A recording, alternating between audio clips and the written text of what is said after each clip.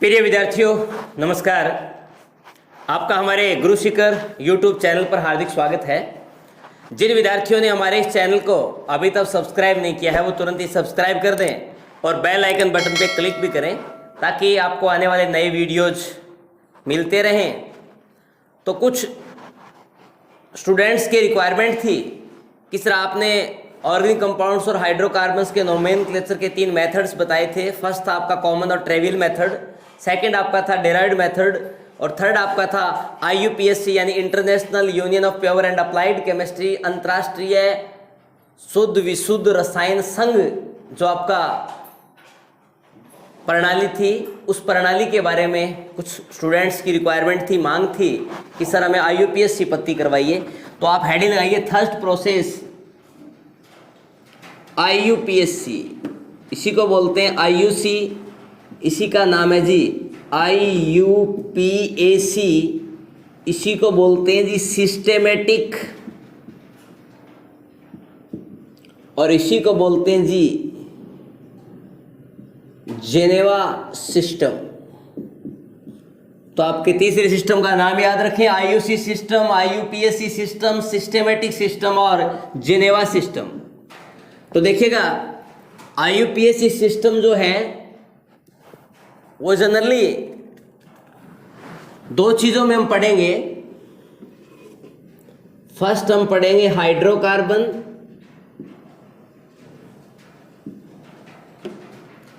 और सेकंड जी हम पढ़ेंगे ऑर्गेनिक कंपाउंड्स। हाइड्रोकार्बन्स में पहले हम पढ़ेंगे एसाइक्लिक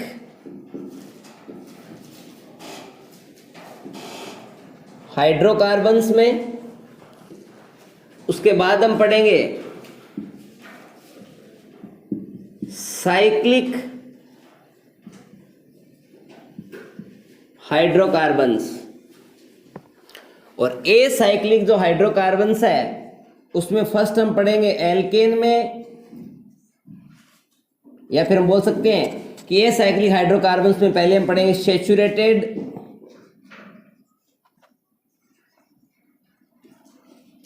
हाइड्रोकार्बन्स और बाद में पढ़ेंगे जी अनसैचुरेटेड हाइड्रोकार्बन्स में। और सैचुरेटेड हाइड्रोकार्बन्स में भी हम पहले पढ़ेंगे एल्केन का और अनसैचुरेटेड हाइड्रोकार्बन्स में एल्किन के बारे में पढ़ेंगे और उसके बाद हम पढ़ेंगे एल्काइन के बारे में। और जो आपका साइक्लिक हाइड्रोकार्बन है उस हाइड्रोकार्बन में पहले हम पढ़ेंगे एलिसाइक्लिक हाइड्रोकार्बन में, बाद में पढ़ेंगे एरोमेटिक हाइड्रोकार्बन्स में। और एरोमेटिक जो हाइड्रोकार्बन्स हैं उनमें पहले पढ़ेंगे बेंजेनॉइड में, उसके बाद पढ़ेंगे नॉन बेंजेनॉइड में। यानी मैंने कहा कि IUPAC सिस्टम हम हाइड्रोकार्बन्स में पढ़ेंगे और ऑर्गेनिक कंपाउंड्स में पढ़ेंगे। और आपका जो हाइड्रोकार्बन है उसके अंदर पहले हम पढ़ेंगे अचक्रिय हाइड्रोकार्बन में, उसके बाद हम पढ़ेंगे चक्रीय हाइड्रोकार्बन में। और अचक्रिय हाइड्रोकार्बन में पहले पढ़ेंगे संतृप्त हाइड्रोकार्बन में, उसके बाद पढ़ेंगे असंतृप्त हाइड्रोकार्बन में। और संतृप्त हाइड्रोकार्बन्स में पहले पढ़ेंगे एल्केन्स के बारे में, उसके बाद पढ़ेंगे अनसैचुरेटेड हाइड्रोकार्बन्स में एल्किन्स के बारे में, यानी पहले पढ़ेंगे पैराफिन्स के बारे में, उसके बाद पढ़ेंगे ओलिफिन्स के बारे में और लास्ट में पढ़ेंगे एल्काइन के बारे में, यानी बोले तो एसिटिलीन के बारे में। और साइक्लिक हाइड्रोकार्बन्स में पहले हम पढ़ेंगे एलिसाइक्लिक, जिसको हम कहते हैं एलिफेटिक हाइड्रोकार्बन्स, और उसके बाद हम पढ़ेंगे एरोमेटिक हाइड्रोकार्बन्स में। और एरोमेटिक जो हाइड्रोकार्बन्स हैं उन्हें पहले हम पढ़ेंगे बेंजेनॉइड्स के अंदर, उसके बाद हम पढ़ेंगे नॉन बेंजेनॉइड्स के अंदर।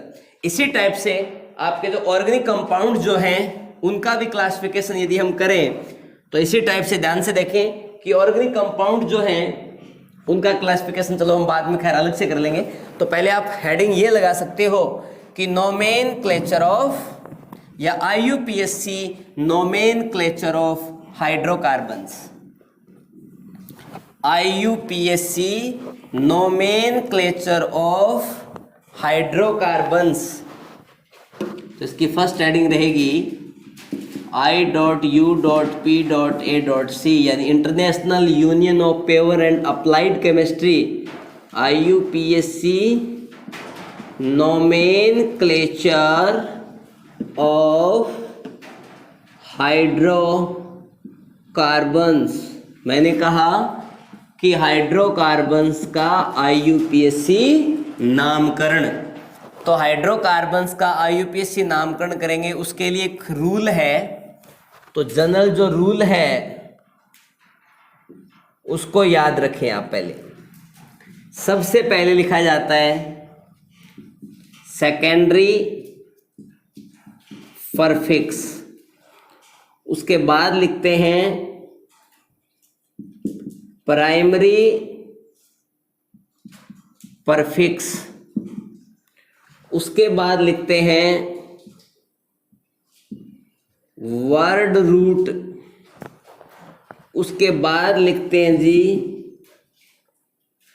प्राइमरी सफिक्स, उसके बाद लिखते हैं जी सेकेंडरी सफिक्स। यानी मैंने कहा सबसे पहले लिखेंगे द्वितीयक पूर्वलगन, उसके बाद लिखेंगे प्राथमिक पूर्वलगन, उसके बाद लिखेंगे मूल हाइड्रोकार्बन श्रृंखला, उसके बाद लिखेंगे प्राथमिक अनुलग्न, उसके बाद लिखेंगे जी द्वितीयक अनुलग्न। तो देखिएगा सेकेंडरी परफिक्स हमें ये बताएगा कि कंपाउंड जो है वो एसाइक्लिक है या साइक्लिक है। एसाइक्लिक है या साइक्लिक है, यानी कंपाउंड जो आपका है वो अचक्रीय है या फिर चक्रीय है।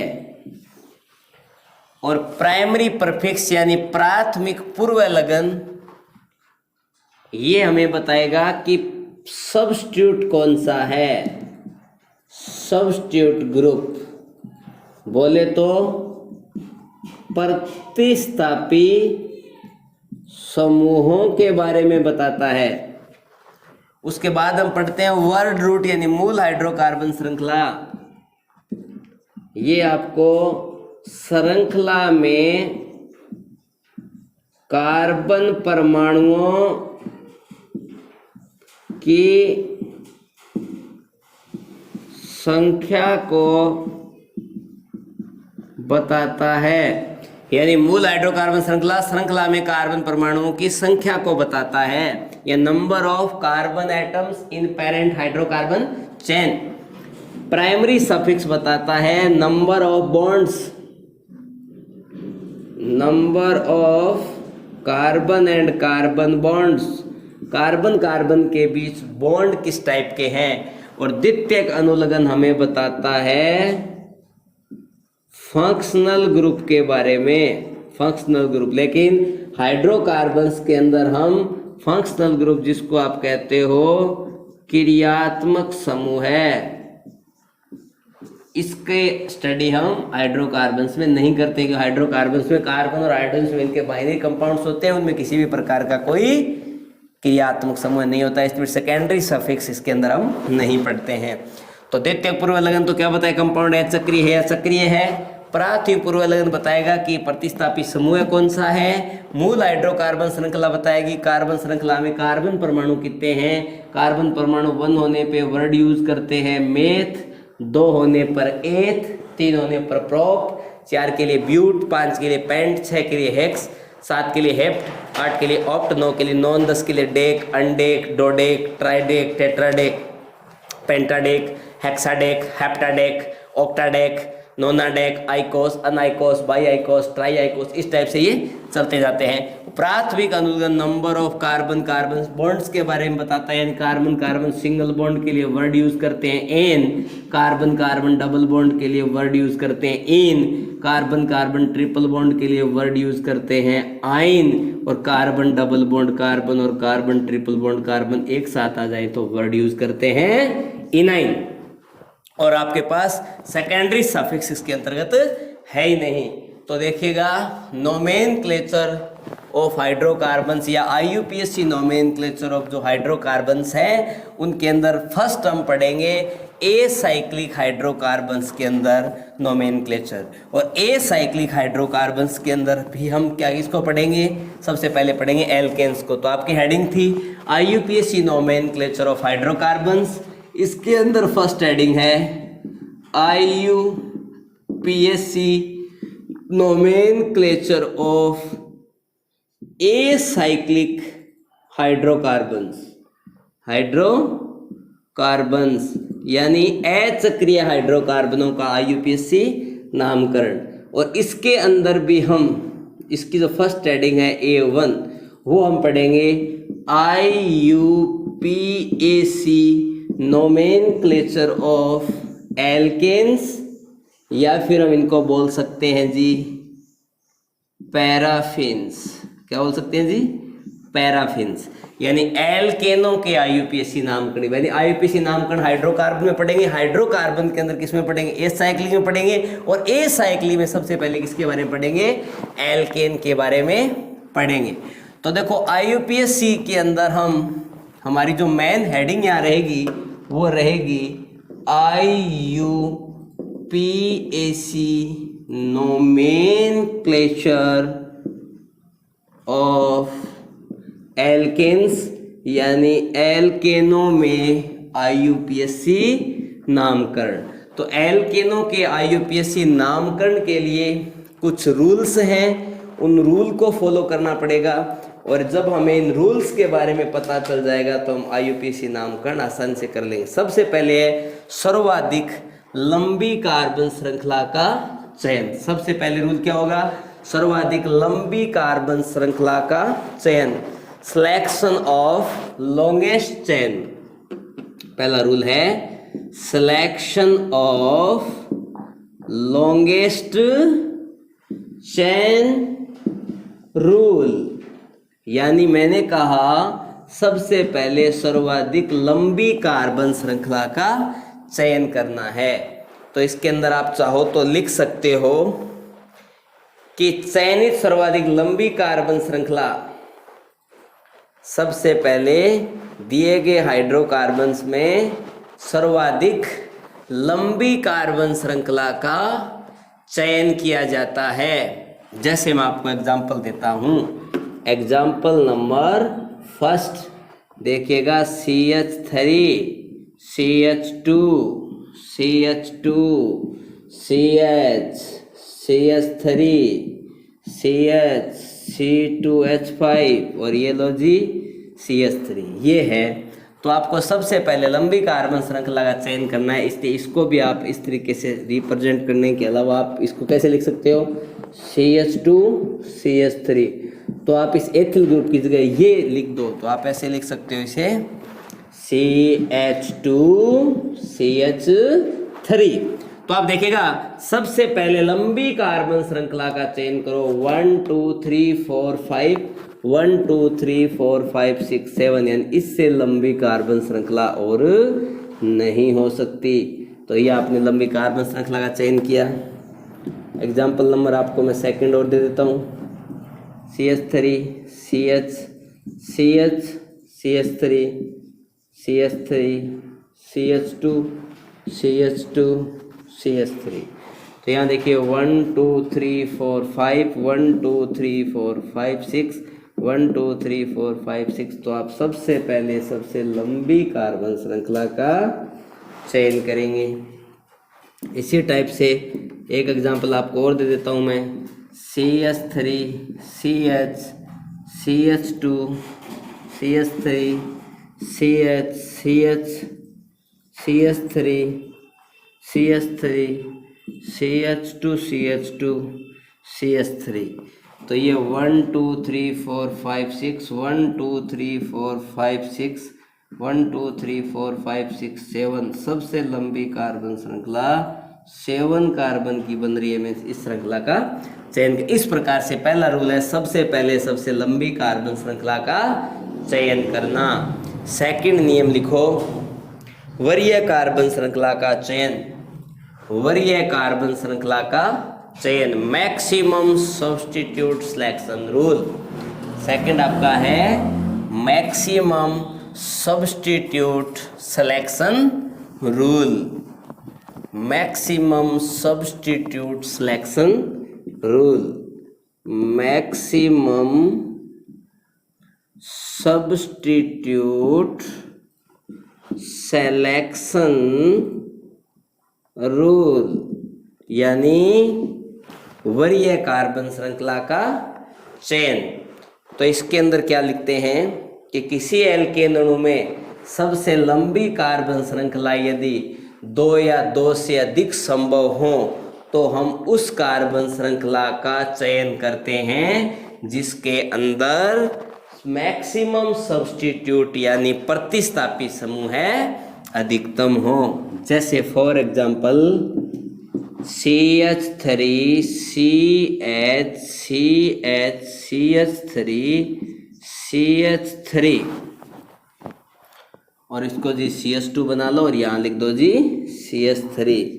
ये आपका एग्जाम्पल फर्स्ट है और ये हो गया जी CH2 और ये हो गया जी CH3। तो ये कार्बन चयन 1 2 3 4 5, ये 1 2 3 4 5, ये भी 1 2 3 4 5 1 2 3 4 5, यानी सेम कार्बन परमाणुओं की कई श्रृंखलाएं यदि पॉसिबल हैं, सेम कार्बन एटम्स की कई चेन यदि पॉसिबल हैं तो उस चेन को सिलेक्ट करते हैं जिसमें मैक्सिमम नंबर ऑफ सब्स्टिट्यूट रहे।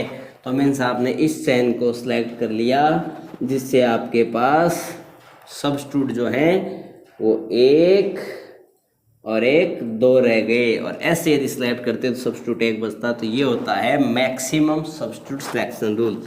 एग्जाम्पल चलो एक और ले लेते हैं, CH3 CH2 CH CH CH2 CH3 CH2 CH3 CH2 CH2 CH3। ये कार्बन चेन 1 2 3 4 5 6 की है, ये भी 1 2 3 4 5 6 7 की है, 1 2 3 4 5 6 7 की है।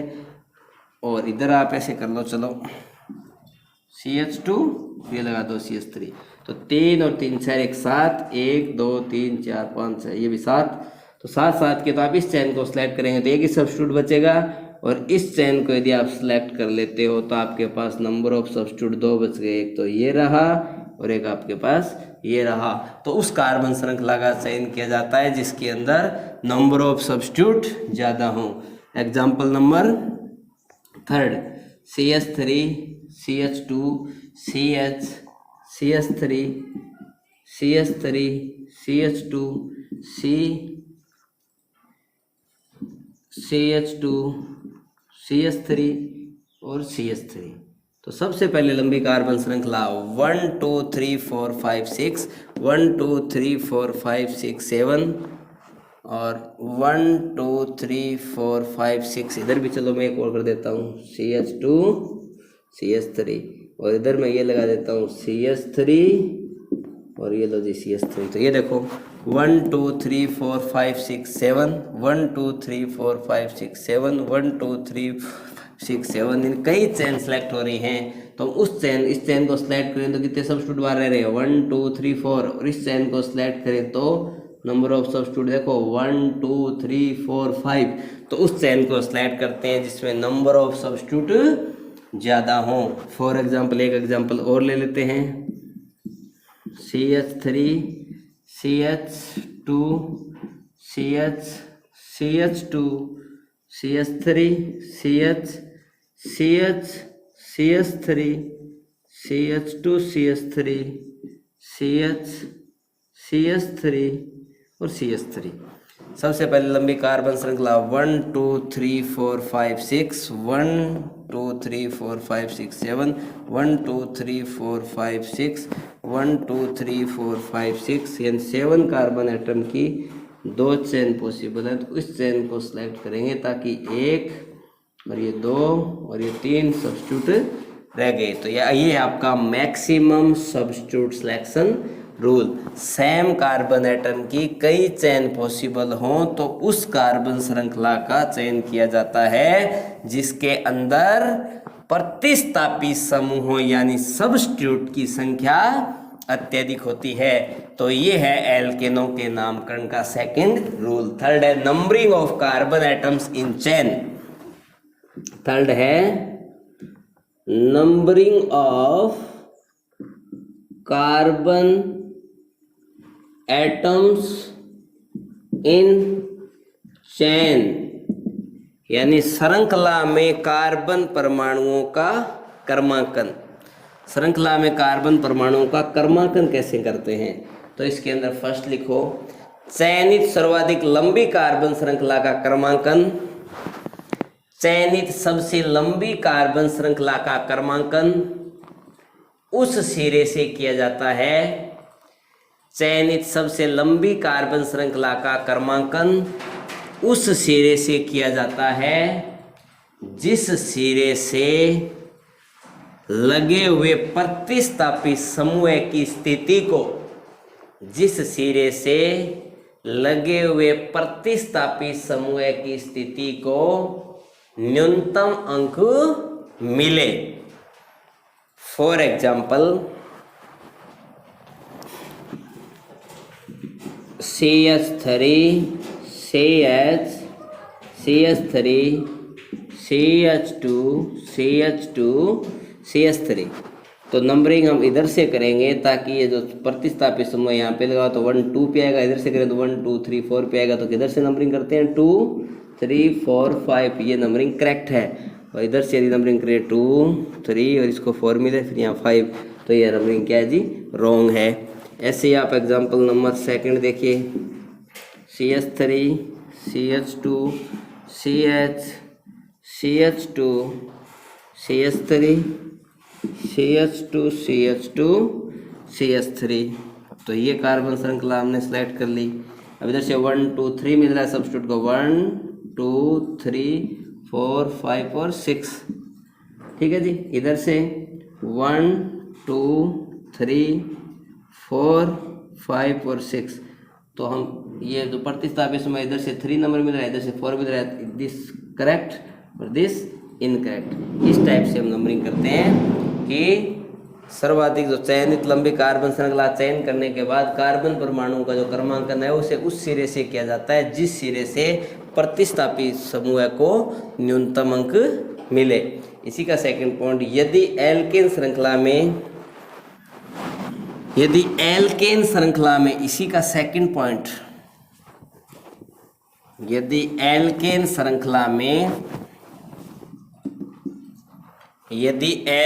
श्रृंखला में समान प्रतिस्थापी दोनों सिरों से, यदि एल्केन श्रृंखला में समान प्रतिस्थापी दोनों सिरों से समान दूरी पर स्थित है, समान प्रतिस्थापी दोनों सिरों से समान दूरी पर स्थित हैं, तो उनके साथ यदि कोई तीसरा प्रतिस्थापी भी उपस्थित है, तो उनके साथ कोई तीसरा प्रतिस्थापी भी उपस्थित है, तो कार्बन परमाणुओं का क्रमांकन उस सिरे से किया जाता है। तो कार्बन परमाणुओं का क्रमांकन उस सिरे से किया जाता है जिस सिरे से, तो कार्बन परमाणुओं का क्रमांकन उस सिरे से किया जाता है जिस सिरे से प्रतिस्थापी समूहों की स्थितियों का योग, प्रतिस्थापी समूहों की स्थितियों का योग न्यूनतम हो। तो इसका मतलब ये हो गया मिनिमम सब्स्टिट्यूट सम रूल। एक प्रकार से देखें तो ये क्या हो गया, मिनिमम सब्स्टिट्यूट सम रूल।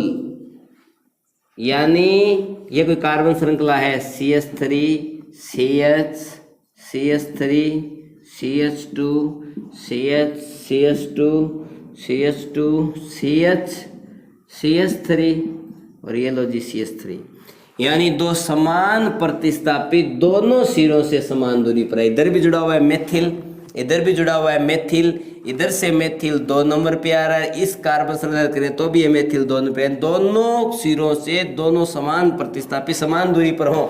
और अन्य कोई तीसरा प्रतिस्थापी भी सपोज यही है, तीसरा प्रतिस्थापी भी जुड़ा हुआ हो तो हम नंबरिंग उस साइड से करते हैं जिस साइड से सभी का योग करने पर जिस साइड से योग न्यूनतम आए नंबरिंग वही सही होती है। तो देखिएगा 1 2 3 4 5 6 7 और 8। इधर से नंबरिंग करें प्रतिस्थापी 2 4 और 7 पे आ रहे हैं। 2 + 4 + 7 ऐड करो, 7 और 4 11 और 2 कितने हो गए 13। तो इधर से सम रूल में 13 आ रहे हैं और इधर से नंबरिंग करो 1 2 3, ये तो नंबरिंग होगी थी ना। तो इधर से देखो 1 2 3 4 5 6 7 और 8। इधर से नंबरिंग करें तो कहाँ कहाँ आ रहे हैं, 2 पे आ रहा है, 5 पे आ रहा है और 7 पे आ रहा है। 7 और 5 12 और 12 और 2 14। इधर से योग हो रहा है 14। तो कौन सा नंबरिंग सही है, ये नंबरिंग सही है, क्योंकि यदि दो समान प्रतिस्थापी कार्बन श्रृंखला से दोनों सिरों से समान दूरी पर स्थित हो, इनके साथ यदि कोई अन्य प्रतिस्थापी भी उपस्थित हो तो क्रमांकन उस सिरे से किया जाता है जिस सिरे से प्रतिस्थापियों की स्थितियों का योग न्यूनतम हो। नेक्स्ट लिखो, यदि किसी एल्केन अणु में असमान प्रतिस्थापी, यदि किसी एल्केन अणु में असमान प्रतिस्थापी, यदि किसी एल्केन अणु में असमान प्रतिस्थापी दोनों सिरों से समान दूरी पर हों, असमान प्रतिस्थापी दोनों सिरों से समान दूरी पर हों, तो कार्बन परमाणुओं का क्रमांकन उस सिरे से किया जाता है। तो कार्बन परमाणुओं का क्रमांकन उस सिरे से किया जाता है जिस सिरे से जो प्रतिस्थापी अंग्रेजी वर्णमाला के, जिस सिरे से जो प्रतिस्थापी अंग्रेजी वर्णमाला के क्रम में पहले आता है। तो इस रूल का नाम हम दे सकते हैं रूल ऑफ इंग्लिश अल्फाबेट। नाम क्या रख सकते हैं, रूल ऑफ इंग्लिश अल्फाबेट। तो इसने ये कहा कि यदि कोई कार्बन श्रृंखला के अंदर दो असमान प्रतिस्थापी दोनों सिरों से समान दूरियों पर स्थित हों तो उस कार्बन श्रृंखला में उस सिरे से क्रमांकन किया जाता है जिस सिरे से उस प्रतिस्थापी को न्यूनतम अंक मिले जो अंग्रेजी वर्णमाला के क्रम में पहले आता है। तो for example CH3 CH CH3 CH2 CH CH2 CH3 CH2 CH3 और इसको बना देता हूँ CH2 और CH3। तो देखिएगा इधर से नंबरिंग करें तो 1 2 3 4 5 6 और 7। एक प्रतिस्थापी तो जुड़ा हुआ है 3 पे और एक प्रतिस्थापी आपका जुड़ा हुआ है 5 पे। तो इधर 3 पे मिल रहा है किसको नंबर, मेथिल को, और 5 नंबर मिल रहा है जी एथिल को। तो अंग्रेजी वर्णमाला में ई पहले आता है, एम बाद में आता है। इट मीन्स ये नंबरिंग आपकी रॉन्ग है, इनकरेक्ट है। तो इधर से नंबरिंग करो 1 2 3 4 5 6 और 7। तो अभी नंबरिंग तो वही आ रही है 3 और 5। तो कौन सी सही है? ये करेक्ट है, क्योंकि सबसे कम नंबर उस प्रतिस्थापी को मिल रहे हैं जो अंग्रेजी वर्णमाला में पहले आता है। ये होता है rule of English alphabet. Next, प्रतिस्थापियों का नामोल्लेख करना। प्रतिस्थापियों का नामोल्लेख करना। प्रतिस्थापियों का नामोल्लेख करना means rule of naming substitutes. अगला 6 नंबर है rule of naming substitutes. Rule of naming substitute यानी आपके प्रतिस्थापी समूहों का नामकरण करना या नामोल्लेख करना कि प्रतिस्थापी समूह का इस प्रकार से नाम कैसे लिखते हैं। तो देखो इसके अंदर लिखो एल्केन संरचना के एल्केन श्रृंखला में प्रतिस्थापियों का नामकरण। एल्केन श्रृंखला में प्रतिस्थापियों का नामकरण पूर्व लगन के रूप में लिखा जाता है। प्रतिस्थापियों का नामकरण पूर्व लगन के रूप में लिखा जाता है। All substitute are written as prefix to the name of parent alkane. तो प्रतिस्थापियों का नाम पूर्व लगन के रूप में लिखते हैं। जैसे अपना एग्जाम्पल है CH3 CH CH3 CH2 CH3। तो इसके अंदर प्रतिस्थापी जो आपका है वो कौन है जी? मेथिल। नंबरिंग यहाँ से होगी 1 2 3 4। तो आप क्या कहेंगे? 2 पे कौन है जी? मेथिल। कार्बन श्रृंखला कितने कार्बन की जी? 4 मीन्स हो गया ब्यूट। बॉन्ड सिंगलेट हो गया जी एन, नाम हो गया जी 2 मेथिल ब्यूटेन। इस प्रकार से आप प्रतिस्थापियों का नामोल्लेख भी कर सकते हो। इसी के अंदर एक पॉइंट और है वो लिखो। एल्केन में एक से अधिक असमान प्रतिस्थापी होने पर, एल्केनों में एक से अधिक असमान प्रतिस्थापी होने पर उस प्रतिस्थापी का नाम पहले लिखा जाता है। एल्केनों में यदि असमान प्रतिस्थापी होने पर उस प्रतिस्थापी का नाम पहले लिखा जाता है जो अंग्रेजी वर्णमाला में पहले आता है। जैसे CH3CH CH2 CH3 CH2 CH CH2 CH3 this CH3। और इस साइड आप लिख सकते हो जी CH3 CH2। सबसे पहले लंबी कार्बन श्रृंखला का सिलेक्शन करें जी। तो ये आपकी होगी लॉन्गेस्ट कार्बन चेन। नंबरिंग 1 2 3 इधर से 1 2 3 4 5 4 5। तो नंबरिंग तो इधर से होगी पहले 1 2, क्योंकि अल्फाबेट ऑर्डर में एथिल पहले आता है कंपेयर टू मेथिल के। 4 5 6 और 7। अब 5 पे आ गया, मेथिल 3 पे आ गया। एथिल तो पहले नाम किसका लिखते हैं? एथिल का, क्योंकि अल्फाबेट ऑर्डर में पहले आता है 3 एथिल 5 मेथिल। और कार्बन चेन में कार्बन कितने हैं? 7 मीन्स हेप्ट और बॉन्ड सिंगल है तो एन। नाम हो गया 3 एथिल 5 मेथिल हेप्टेन। इस टाइप से इनका नामकरण करते हैं। आगे लिखो इसी में, यदि समान प्रतिस्थापी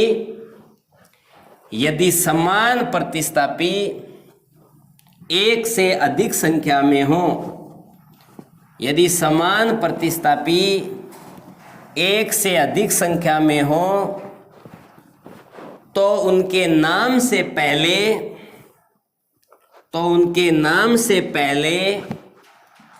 2 होने पर डाई, 3 होने पर ट्राई, 4 होने पर टेट्रा और 5 होने पर पेंटा, 6 होने पर हेक्सा, 7 होने पर हेप्टा,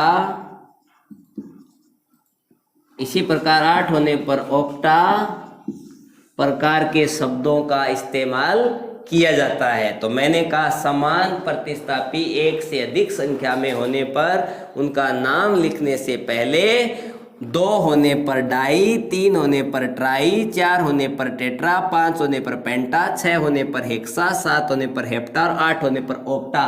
इस प्रकार के शब्दों का इस्तेमाल किया जाता है। तो इस प्रकार से आपके जो एल्केन हैं उनका जो नोमेनक्लेचर है वो कंप्लीट हो गया है। तो इसके अंदर आपके रूल याद रखने हैं। सिलेक्शन ऑफ लॉन्गेस्ट चेन, सबसे पहले सबसे लंबी कार्बन श्रृंखला का चयन करना है। उसके बाद मैक्सिमम सबस्टिट्यूट सिलेक्शन रूल। उसके बाद उस यदि समान कार्बन परमाणुओं की कई श्रृंखलाएं संभव हैं तो उस कार्बन श्रृंखला का चयन करना है जिस कार्बन श्रृंखला के अंदर प्रतिस्थापियों की संख्या अधिकतम हो। तीसरा रूल हमने पढ़ा numbering of carbon atom in chain. Numbering of carbon atom in chain यानी कार्बन परमाणुओं का जो क्रमांकन है वो किस आधार पर किया जाता है। तो सबसे पहले हमने पढ़ा कि कार्बन परमाणुओं का क्रमांकन उस सिरे से किया जाता है जिस सिरे से लगे हुए प्रतिस्थापी को न्यूनतम अंक मिले। उसके बाद हमने कहा यदि एक से अधिक समान प्रकार के प्रतिस्थापी कार्बन श्रृंखला में उपस्थित हों तो उस सिरे से नंबरिंग की जाती है जिस सिरे से उनका जो योग है वो कम आए। और असमान प्रतिस्थापी दोनों सिरों से समान दूरी पर हों तो नंबरिंग उस सिरे से की जाती है जिसके अंदर अंग्रेजी वर्णमाला में जो प्रतिस्थापी पहले आए उसको कम से कम नंबर मिले। उसके बाद है मिनिमम सब्स्टिट्यूट सम रूल लिया गया। रूल ऑफ इंग्लिश अल्फाबेट, इसके अंदर यानी दो असमान प्रकार के प्रतिस्थापी है तो नाम लिखते समय उस प्रतिस्थापी का नाम पहले लिखा जाता है तो अंग्रेजी वर्णमाला में पहले आता है। और लास्ट आपका है रूल ऑफ नेमिंग सब्स्टिट्यूएंट्स यानी सब्स्टिट्यूट का नाम उल्लेख करना। सब्स्टिट्यूट का नाम हम कैसे लिखते हैं तो सब्स्टिट्यूट के नाम में आपको बता दिया कि सबसे पहले सब्स्टिट्यूट का नाम पूर्व लगन के रूप में लिखा जाता है। पूर्व लगन के रूप में किसका नाम लिखा जाता है जी? प्रतिस्थापी का नाम लिखा जाता है। ठीक है। उसके बाद भी मैंने कहा कि यदि समान प्रतिस्थापी एक से अधिक संख्या में होने पर, 2 होने पर डाई, 3 होने पर ट्राई, 4 होने पर टेट्रा, 5 होने पर पेंटा, इस टाइप के शब्दों का इस्तेमाल किया जाता है। तो एल्केन का नोमेनक्लेचर कंप्लीट। उसके बाद हम अगले वीडियो के अंदर स्टडी करेंगे IUPAC नोमेनक्लेचर ऑफ एल्केन और एल्काइंस। Thank you.